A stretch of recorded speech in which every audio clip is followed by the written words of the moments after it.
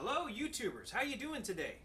I'm Zio, your host, and today I want to talk to you a little bit about COVID-19. Now, as you can see, I'm still wearing my goggles, not wearing a hat today. First time in a while, but I had to let my do grow out because I had it cut so short for so long working in, what you could call it, the dungeon for a while there. Anyways, so I've written up a couple of, well, more than a couple, quite a few things behind me on the board here that have to do specifically with different research notes that I've found from many doctors and reliable National Institute of Health sites and some of my own research as well. And the things that I've found that we're going to discuss today are things you should do because of COVID-19, because how to understand what it is, and there's going to be some things that aren't even on the board that we're going to discuss today. So I wanted to go over some of these things with you that I've written down to try to keep you and your family safe. Now, what does COVID-19 do from a society point of view? Who's the person that would be most likely to catch that? And unfortunately for all you bosses and managers out there, y'all talk to the most people every day, most likely you're going to be the one that gets it. And unfortunately, it also means you're going to probably be the biggest spreaders of this particular disease.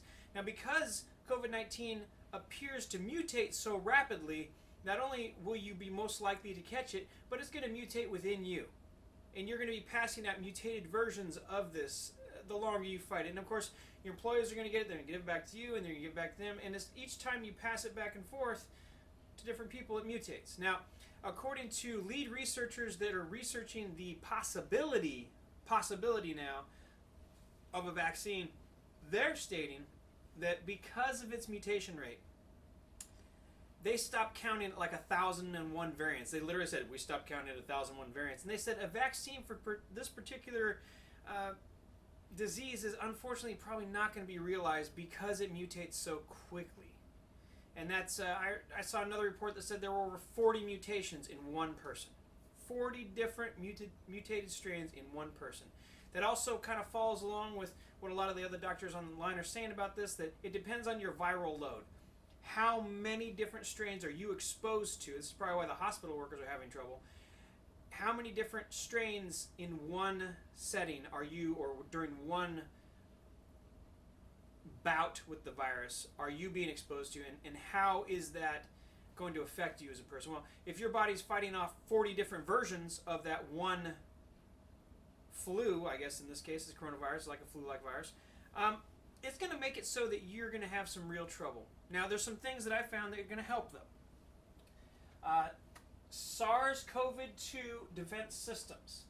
Okay, there are a lot of things online that you can find that are not true, and then there's some that are better researched than others. You're going to have to do a little bit of digging, but at least most of these I've looked at multiple reference sites, and I found that there are more positive, we're in the upper 90 percentile that these things are right, and also I've been doing this with myself and my family. So number one is potassium. Number one is zinc. You gotta take potassium, you gotta take zinc to build inhibitor in your cells by blocking the replication of the RNA viruses. Okay, that's all RNA viruses, and that's going to be not just COVID-19, but all these other flu-like viruses that are out there. It's going to, any replicating virus that needs to hit that section in your cells where it replicates, the zinc is going to stop it. Now, the potassium is very, very specific. Now, I reference it again over here, and that's going to be the ATR1 bound to the ACE2 receptors. You want to maintain that bound state between the ATR and the ACE2 receptor. And you do that by taking potassium. Now, of course, don't take too much potassium. I've had some of my students in the past, I've said, hey, you need to take potassium, and they take too much, and they're like, oh, it makes my heart race. Well, don't take so much. Those big horse pills that they sell at the store, those probably are too big. You need to kind of break those apart until you find out your own dose. A lot of times that's what happens with medicines too. They'll say, oh, we'll take 40 milligrams of this. Well, you find out that if you take 1/4 of that, you're fine. But if you take 40, it like messes with you. So find out what your dosage rate is. Just understand that the potassium maintains the bound state of ATR with ACE2, and that's going to prevent one of the routes of even getting into your body, the entry point.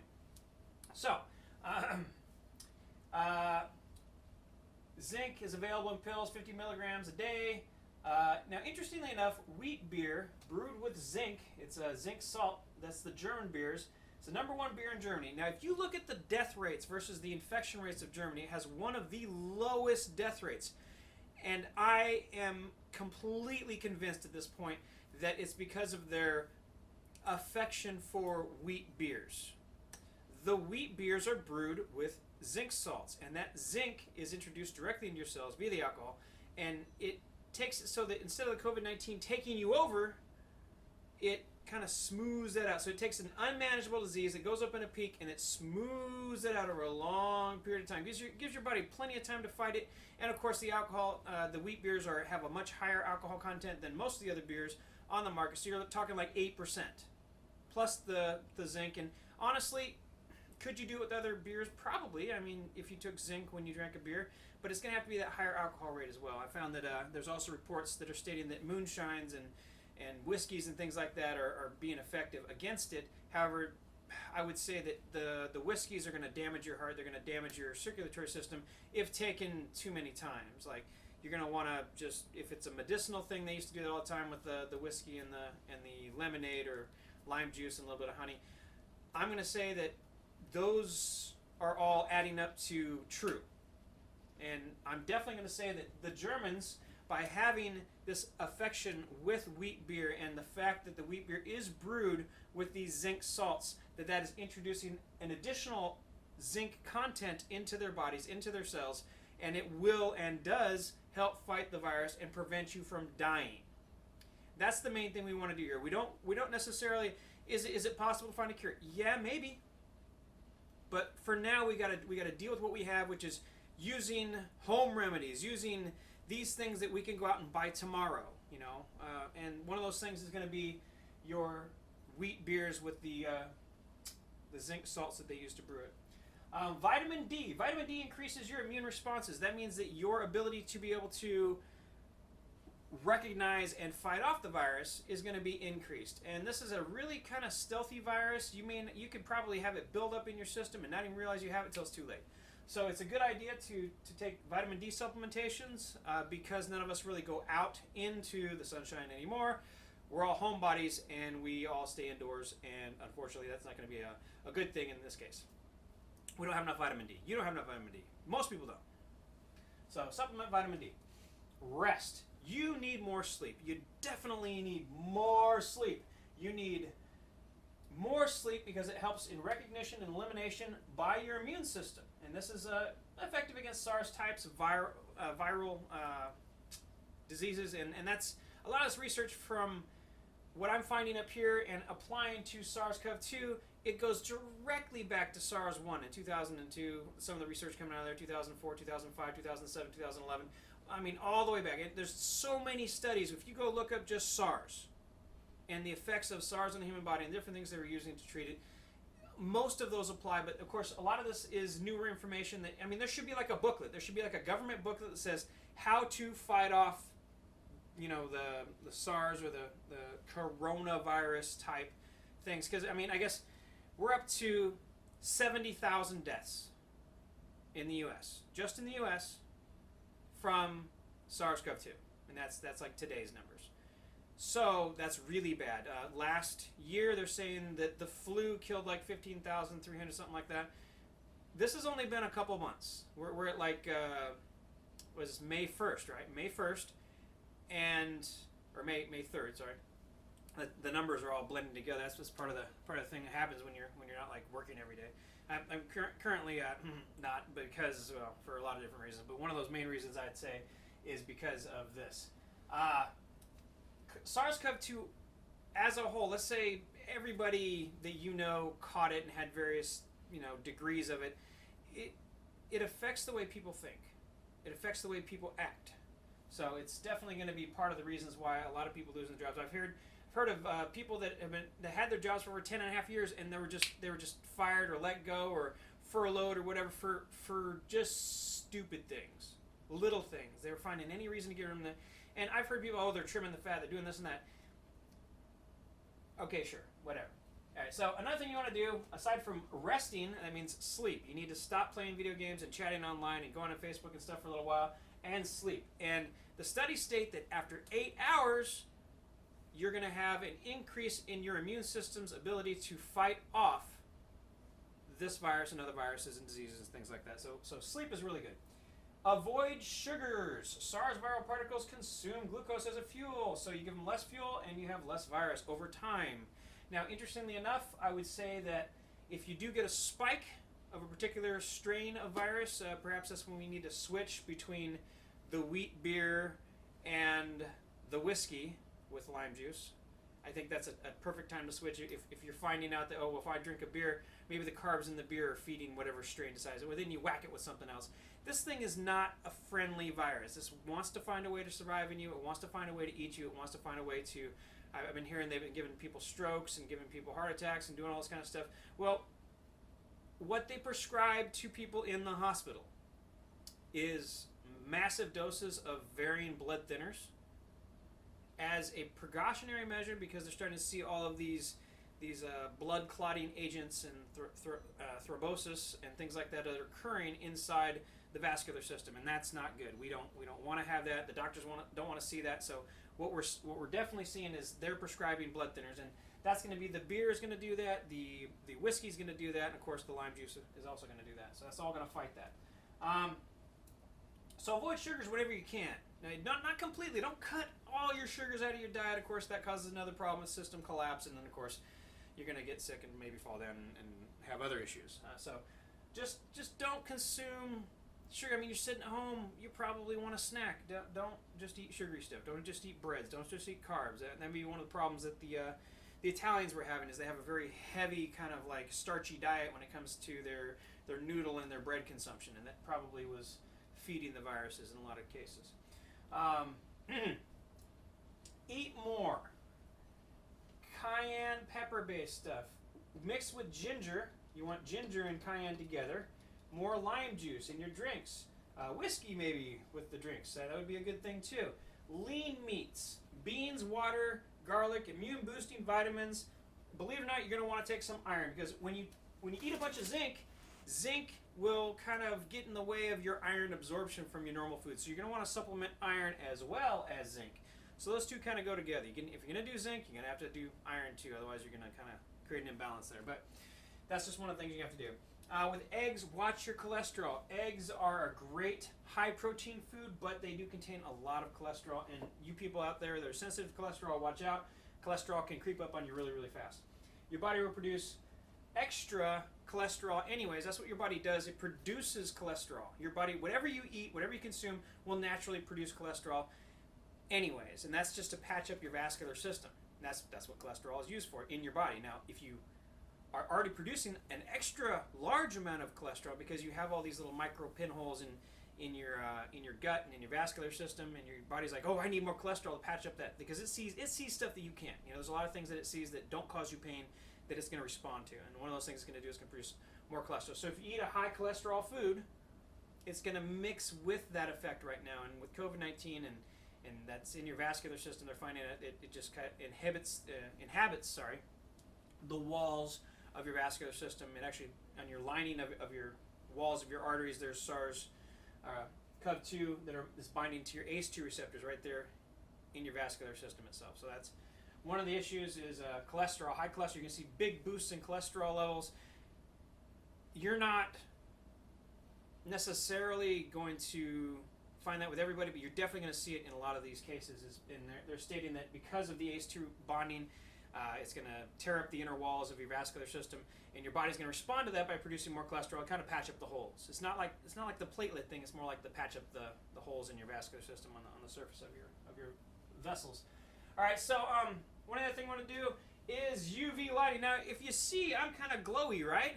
It's because I have deployed UV in my life. Now, you talk about UV, and a lot of these, UV doesn't do it. Whatever. These guys that are saying that UV doesn't work, they're completely out of the norm. I don't even know what school they think they're going to, but the School of Science from the National Institute of Health is stating that viruses and bacteria and just about everything that is bad for us is susceptible to UV. Now, to give you an example, under one full sun, if you're in Florida, that's a pretty hot state, right? Lots of sunshine down there. If you're in Florida, at ground level in Florida on a sunny day, there's this one frequency of UV light, 254 nanometers, and we have the equivalent of a half watt of 254 nanometers from the sun per square meter. Half a watt. Now, that doesn't sound like much, but I guess that is what is naturally the viricide that's killing the virus just from the UV spectrum. That's the most effective. Well, I've seen some research that indicates 300 nanometers, which is a little bit higher in the frequency. But in general, UV, the closer you get, the further away you get from either side of that peak, the closer you get, the higher the germicidal effectiveness, closer to 300 nanometers, and the further away you move from it, whether you're going to go down or whether you go up in wavelength, your standard UV, like this right here, this is your Backlight UV, and that's at 380 to 400 nanometers. It just takes longer. And the problem, I think, that a lot of the situations that we're seeing online with UV, they're saying, oh, well, you can't use UV because it's bad for your skin. Well, yeah, this is a UVA. It's kind of like, I imagine if you used enough of it, it would sting, but I'm not using as much as I could. But I'm definitely using enough. I'm doing my own testing and whatnot. So standard black lights, this thing right here produces hardly any black lights. Now you see my goggles right here, if they're glowing, if you can see them glowing, that's from the UV in the room.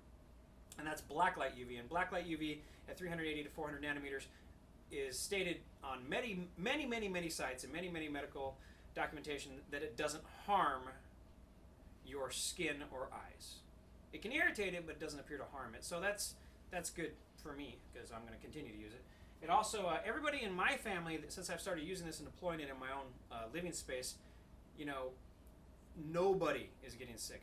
No sniffles, no nothing. It's just done. It's like, the normal thing where you got yourself, your wife, your kids, and everybody, somebody's got a sniffle, somewhere. Hasn't happened since I started using UV, so I'm very sure.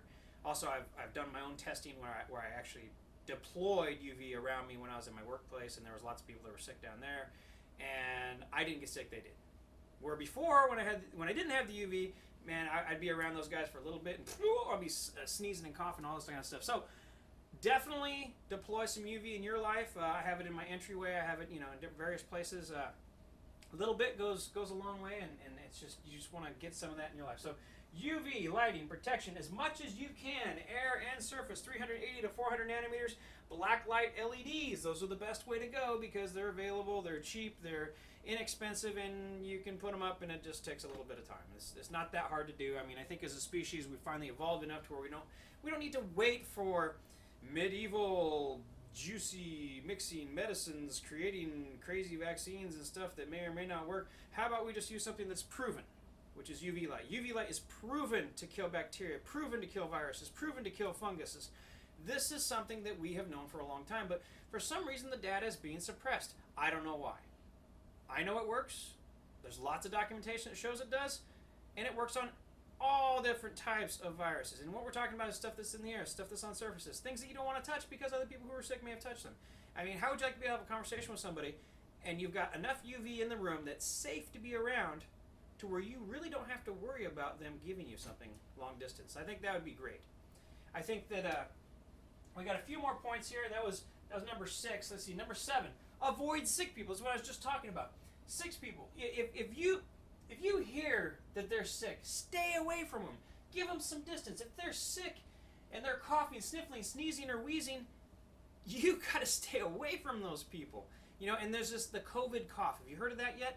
Have you heard somebody doing it? It's this little dry cough that it's like an uncontrollable little dry cough, and it's not like you hear a lot of phlegm coming up. It's really just you hear. It's like almost like a little tiny, I don't want to say a machine gun cough, but they can't control it, and they'll be like coughing into their arm, and it'll be like every few seconds they'll be and it just keeps going. When you hear a whole bunch of those types of people that have that cough, you want to stay the heck away from them. Seriously, just stay away from those people. Stay away from sick people, and you'll be better off for it. Don't stand downwind from them.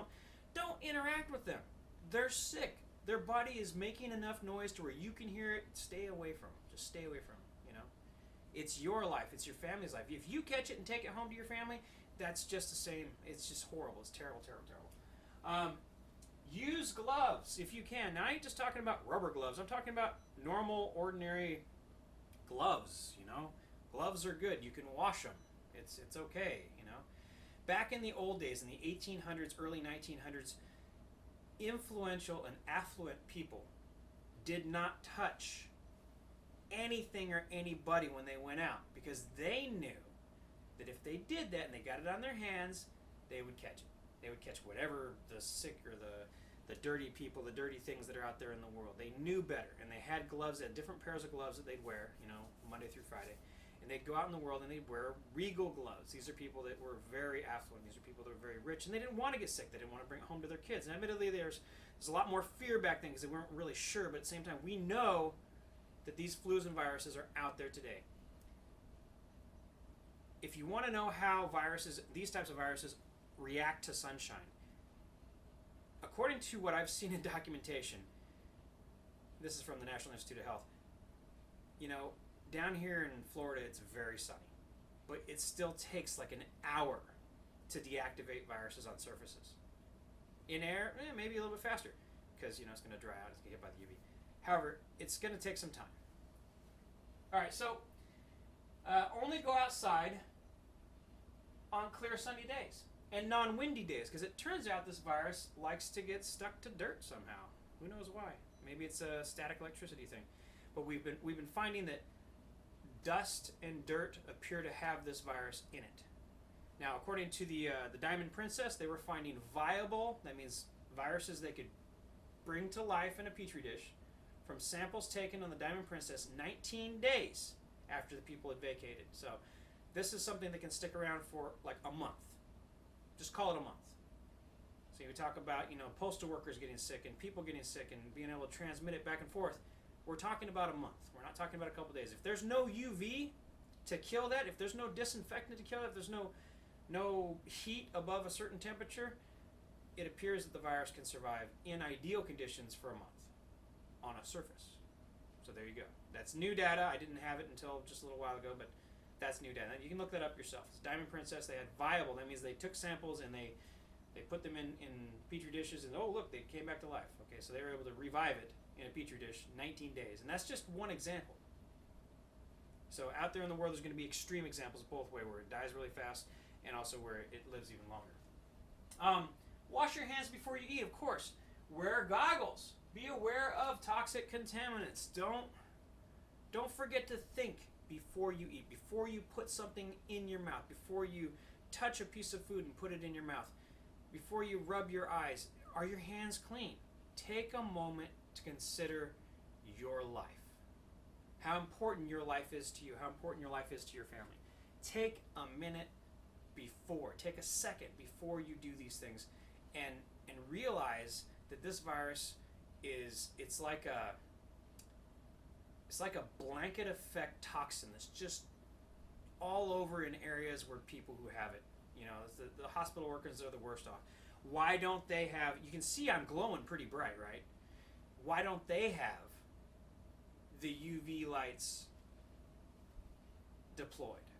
And according to the National Institute of Health, they would only need to have a half a watt per square meter at 254 nanometers. So I think that that's not very much, and if we can handle, if you can go out in the sun right now, and that's where we're at, well, why can't you have that inside?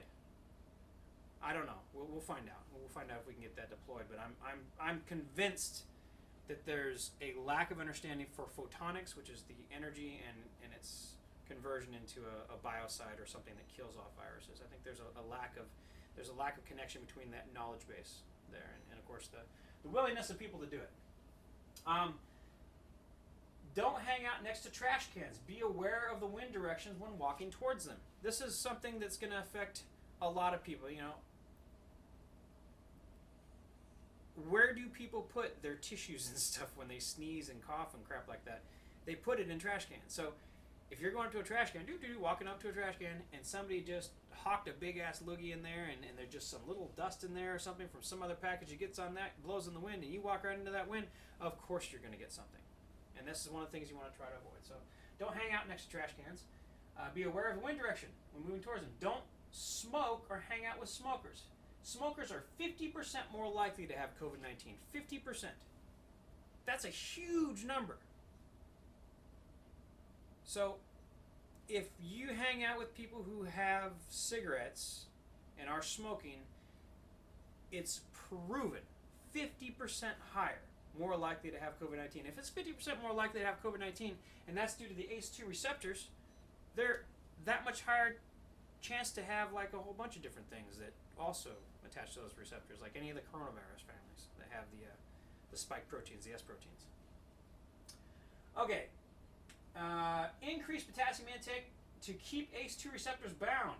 This blocks the COVID-19 from binding to the sites. That's the ATR1 that is bonded to the ACE2. ATR1 is bound, preventing infection. Avoid excessive amounts of noodles, rice, flour, or high sugary drinks, fruit juices, sugary snacks, honey, and breads. Now, they say honey helps, but honey is also fructose, which increases your glucose level. So it's going to be like like a tug of war. If you consume a whole bunch of sugar in any form, and this thing gets in you, it's just going to go through you like mad. It's going to go through you like wildfire, and that's wildfire. It's not good. Some other things. Avoid. Now, this is a big one. I know all you stoners and potheads out there.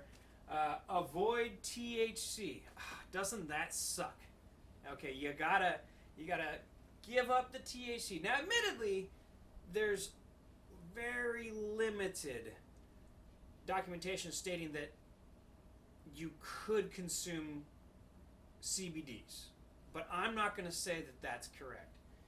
It states that THC and medications that lower arachidonic acid levels, you don't want that, because the arachidonic acid right now, and that's part of the thing, you can boost your arachidonic acid levels by eating lean red meats with potassium, meats with phosphorus in them will boost your arachidonic acid levels, and you want that because that helps maintain this bond it helps maintain ATR production, and of course that in turn maintains the bond between ATR and ACE2. So THC right now, sorry guys, stoners, you're gonna probably be a lot more susceptible. If not 50%, maybe 20, 30.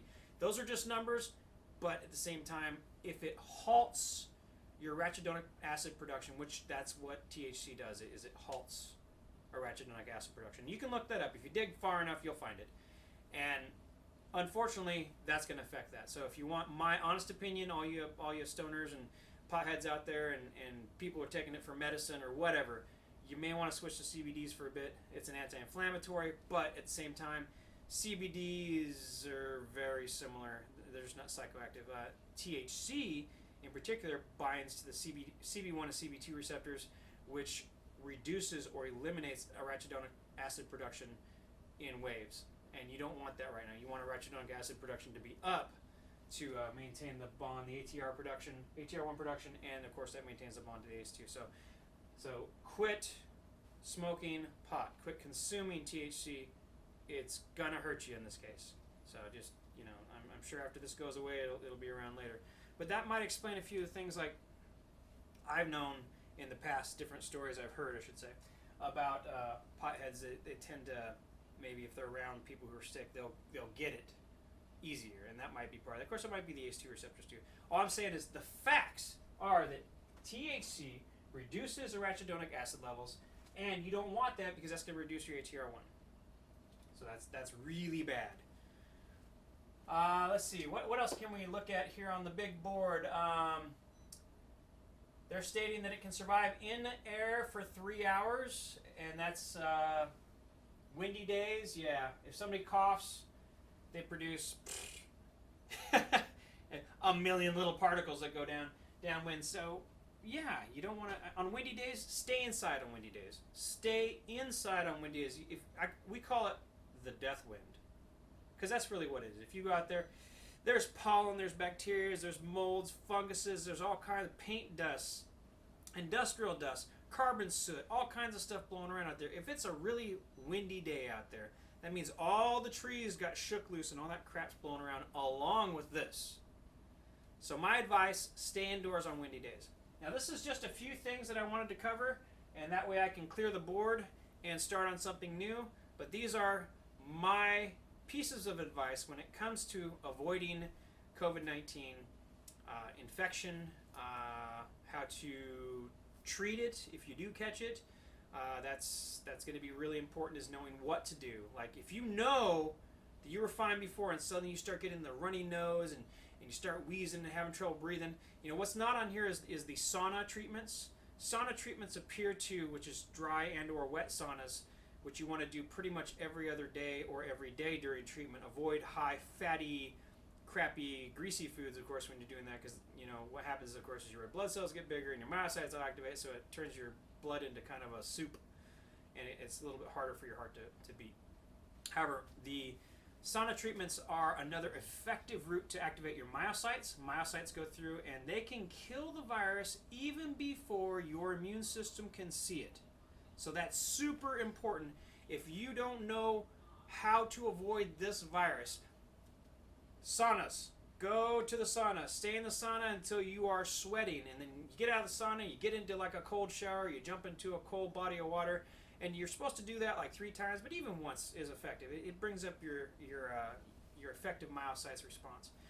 Another way to do it, which is some of the newest research, is to go on a nature hike, go on a forest walk. I know a lot of you go on forest walks, and what they specifically are stating is go to pine-based forest, where you go out in the forest, spruce and pine and cedar, and you smell that pininess in the air. Those are terpenes, and those terpenes are readily introduced into your system, and they increase your myocyte response. They increase your immune response a lot. Like you're talking, what were they saying? They were saying 3% if you exercise and do that, 1.5% if you don't. So getting the exercise, good. Having, and then of course the effects last. You know, you don't have to stay out there. You can just, I mean, you can. If the longer you stay in the forest, like 3 days, you go out in the forest, go camping out for 3 days, come back to the city, you will have an increased response for up to a week, which is great. So technically that means you could go every weekend. So myocyte response, that is something that a lot of people don't know about. It's kind of like a hidden layer of your immune system, the myocyte response. And the myocytes become active when you heat up your body and cool it down. Heat up your body and cool it down. You can do this in a hot bath too. You go in a hot bath, sit in the hot bath till and you'll feel your heart start, it's chugging because your blood's all thick, and your red blood cells get really big. The hotter they get, the bigger they get. And you're sweating. You know, they say you're supposed to sweat for like 15 minutes. I would say sweat until you are relatively feeling like, you know, you start getting the dizzies or something like that. I mean, just get out of there before you do yourself harm. And what you're supposed to do is go from the hot to the cold. So maybe you get out of the tub and you jump in a cold shower and you let that cold, and that's what activates the myocyte, that hot to the cold. So that's something you can do. Sleep is really super important. A lot of people don't get enough sleep. I should say most people don't get enough sleep. And this is a time, a lot of you are staying at home right now. You're furloughed. You are at home. You are away from your jobs. You're not under the crushing wheel of industry. And because of that, you now can rest. And this is your time to catch up. I mean, since the late 70s, when I started working,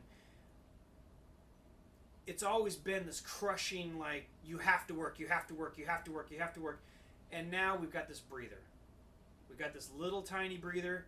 Use it to your best advantage. I mean, you could build your house bigger, I suppose, or you could rest. Give your body a month off. I mean, when was the last time you took a month off? When was the last time you took a week off? Most people can't tell you when the last time they took a week off until this recently happened. Admittedly, we're all worried about things. Try to find ways in your own life to where you can fix it or make it or whatever from the stuff you have at home. Just look around, look through your stuff until you can find that you have an option or you don't have an option. A lot of times you probably got some project that you started and didn't finish, and you can probably borrow from one project to finish another project. Do things that can help you through this. Anyways, I hope you all survive this, and I hope that the world is better for it. I hope that we deploy large-scale public UV treatment systems so that this type of brushfire virus that goes through the population and has nothing to keep it in check is stopped. We will not reach the Star Trek days if we don't start taking this seriously. We have overpopulation where people are too close and there's too many of them, and this virus can spread to this guy and that virus can spread to this guy, and it goes back and forth, especially in a compressed overpopulation, or at least an increasing population. Let's not even say overpopulation, because I travel around and I don't see overpopulation. What I do see is that we have maybe some crowding things, but normally without this virus thing, we would be fine in it. With proper management, it'll be okay. We will be fine as a species if we can deploy effective UV defenses. Effective, that means we match solar spectrum output so we don't hurt people. We create new systems that can be in places where sunlight can't reach. Movie theaters, great thing. What if after a movie, inside a movie theater, either somebody comes through with a portable system or just the UV lights turn on? And it treats everything. You're talking about a big dark room filled with what? Sticky sugars and salts. Okay. And I don't know the last time y'all went to the movie theater, but I remember the last movie I went to in movie theater, everybody was coughing. And that was when I was like, we're not going to go to the movie theater anymore. This is back in the beginning of this whole nastiness. And I'm like, we're not going to go to the movie theater anymore. We're not going to go out in public. We're not going to go out to karaoke. We're not going to go out to eat, because I'm listening. I'm like, wow, these people are sick. There's so many people that are sick. And it reminded me of that day in the airport when it sounded like a coughing symphony around me. So many people coughing. It was scary. And I'm like, whoa. I couldn't believe how many people I heard coughing around me. It was crazy. Now, did all of them get sick and die? No, probably not. But we've had a lot of deaths in America. And I'm just saying, if we've lost 70,000 people in America, 70,000 people, and I compare it in my own mind, okay, I compare this to a war. And in Vietnam, our casualties were 58,000 casualties. I looked it up this morning, 58,000. That means we've lost more people to this battle against COVID-19, against SARS-2, than we did in service members to Vietnam, to the Vietnam War. So that really puts things into perspective. I grew up in the post-war era, post-Vietnam War era. I saw the veterans sleeping in parks. I saw the society, and just everybody remembered the war. Everybody, there were guys walking around in fatigue still that they had from the war. There was just a crazy time. And the same kind of craziness is kind of going on now. The fact that we've shut everything off, the fact that we're all sitting in our respective homes or sitting in our respective businesses watching the economy tank. I think that it's very comparable to post-war, and we're still in it. The daily deaths are plateauing. That means they're staying the same. They're not going way down, they're not going way up, but they're just staying the same. There's this constant, it's like a death machine that's rolling through America right now. The infections, so many new infections, tens of thousands a day. And it's not going to stop. And they're talking about, we're going to open states up. We're going to be just like Sweden. Sweden is not the same as America. In Sweden, they use saunas. They do. They go to saunas 2-3 times a week. And a lot of people in the north, they all have their own sauna. Saunas aren't that expensive. You all should get a sauna. Just install one. They're really easy to install. 1-240 connection, you're good. They eat a different diet. They get sleep. They have universal health care. They have all kinds of different things that's different than America. They have really good vacation plans for almost all the employers. It's a total. You compare America to Sweden, and you're making a mistake, because those are not the same things. So everybody wants to go to, we're just going to ignore the fact that this is going on. Sweden and America are not the same. The people aren't the same. The foods they eat, how much sleep they get, their medical system, the sauna treatments. There's so many things in Sweden that are totally different than America, especially in places where there isn't UV. And that's the places I seem to see in reports that have the highest levels of COVID. in apartment buildings, in condensed places like New York, big downtown kind of things. Anyways, I really hope everybody survives. I really hope that mankind pulls themselves together and realizes that they can fight this thing before it becomes a problem, where people could stand next to each other and talk to each other, and there could be an invisible shield raining down from above in any situation. And we're talking like every public space in America could have these things. And we wouldn't have to worry about the uncontrolled brush fire of viruses that we're having right now. And this is, as we go into the future, we're going to have more population, we're going to have more mutated viruses. It's just going to keep going. We've got to deploy these systems on at least a nationwide scale. If not in your homes, why not in public areas? Why isn't this mandated for the government to provide this? If we have a $1 trillion a year army, why can't we have, coronavirus protection that's installed in public places via government mandate? Just saying. This is not beyond our capabilities as a species. We should deploy this immediately. I was saying that in the other video. UV can stop these viruses from infecting from one person to another, unless they're kissing each other or touching each other. I'm just saying that don't shake hands anymore. That's like an old thing. Well, we used to shake hands all the time. Maybe touching hands is a bad thing. They say that when you shake hands with somebody, you transfer like a billion different things. So, all right, well, let's stop that. Anyways, so I'm going to clear the board. So I hope you got everything that was on the board today, and you can remember these things that I've put up here, and realize that we as a species need to save the humans. You need to save the humans. You need to become an expert in COVID-19. Be the expert, save your family, save the human race. Because there are some people out there that are not interested in that. They don't want to save the human race. They don't care. A lot of people are just waiting to die. Don't be those people. You're not those people. If you're watching these videos, I know you're smart. Because you clicked on the video and you watched all the way to this point. I know you want to know more. Become an expert in COVID-19. Become an expert in viral defense systems. Because these viruses, this is just the beginning. This is just the beginning. The brush fire, it swept over the whole planet to almost the most remote locations of humanity. And it's not going to stop. It's not going to stop tomorrow. This is, like I said, as populations increase. And now we have this is a super virus that's released everywhere. And that means there's millions of samples of it everywhere. And that's bad, especially for people who think darkly.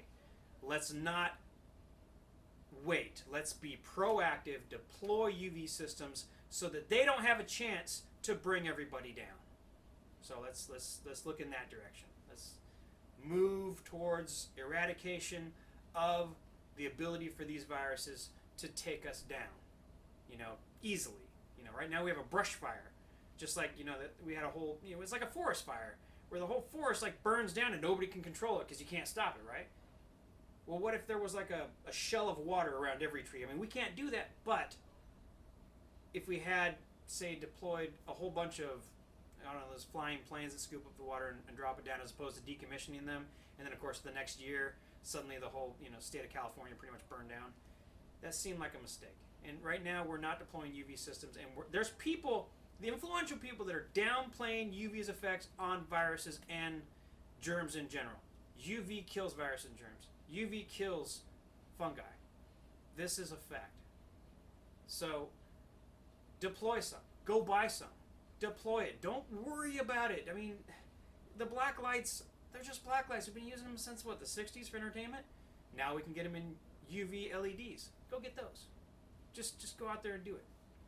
And there's so many people, so many places that need to be outfitted with these things.